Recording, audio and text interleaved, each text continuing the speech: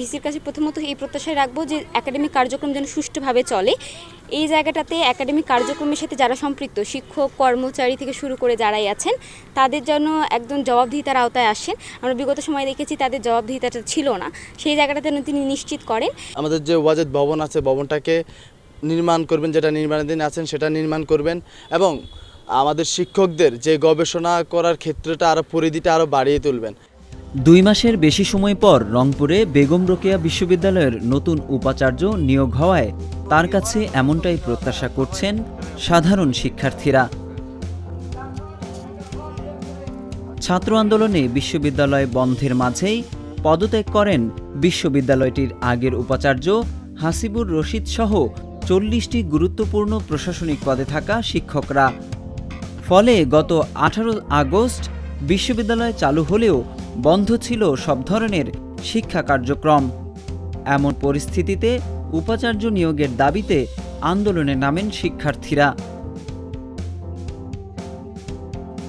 দীর্ঘদিনের সেশন জটের শঙ্কায় পড়া শিক্ষার্থীরা দ্রুততম সময়ের মধ্যে ভিসি নিয়োগের দাবিতে কয়েক দফায় আন্দোলনে নামেন। অবশেষে শিক্ষার্থীদের আন্দোলনের মধ্যে 18 সেপ্টেম্বর ঢাকা বিশ্ববিদ্যালয়ের ফলিত গণিত বিভাগের অধ্যাপক ডক্টর শওকত আলীকে ষষ্ঠ উপাচার্য হিসেবে নিয়োগ দেয় সরকার। এই উত্তরবঙ্গের আলোকবর্তিকা হিসেবে এই বেগম রোকেয়া বিশ্ববিদ্যালয়ে একটা অনন্য জায়গায় নিয়ে যাব শিক্ষা এবং গবেষণায়। এই দুটো জিনিস আমাদের সবচেয়ে বেশি গুরুত্ব বহন করে। গবেষণায় এবং শিক্ষায় যে জাতি উন্নত সে জাতি সারা পৃথিবীর নিকট পরিচিতি লাভ করে।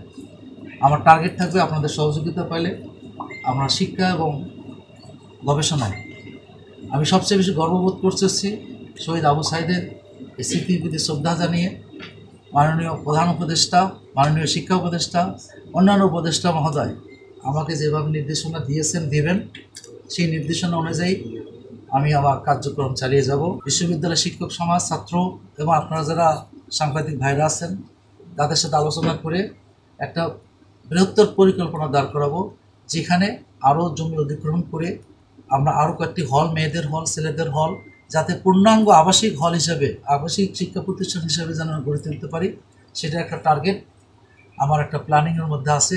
এদিকে নতুন উপাচার্য নিয়োগে অনেকটা স্বস্তি ফিরেছে শিক্ষক ও শিক্ষার্থীদের মাঝে। আমাদের ভিসি স্যারের সাথে একটাই চাওয়া, যাতে প্রশাসনে কোনো স্বৈরাচারী দোষদের যাতে সুবিধা দেওয়া না হয়, প্রশাসনিক বডি যাতে একদম পরিষ্কার পরিচ্ছন্ন থাকে। আমরা যাতে সাধারণ শিক্ষার্থীরা প্রশাসনে যেতে পারি, ভিসি স্যারের সাথে সরাসরি কথা বলতে পারি, আমাদের দাবি দেওয়া যাতে সরাসরি তার কাছে চাইতে পারি। পুরো বিশ্ববিদ্যালয়ের যে মেয়েরা রয়েছে এই মেয়েদের কিন্তু আবাসিক হল আমরা জানি যে একটাই আবাসিক হল, তো আমাদের যদি হচ্ছে আর একটা আবাসিক হলের ব্যবস্থা করে দেয় তাহলে এক্ষেত্রে এই যে আমরা দেখা যায় চকবাজার এবং সর্দারপাড়ায় যে রয়েছে মেয়েরা কিন্তু অনেক ভোগান্তির শিকার হচ্ছে।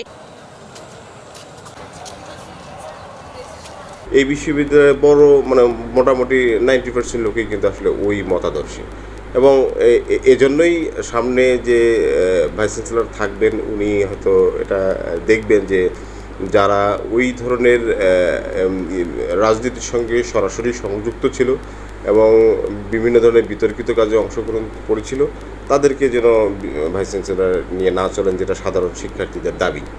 তো আশা করি সাধারণ শিক্ষার্থীদের সেই দাবির প্রতি আমাদের বর্তমান ভাইস চ্যান্সেলর শ্রদ্ধা জানাবেন।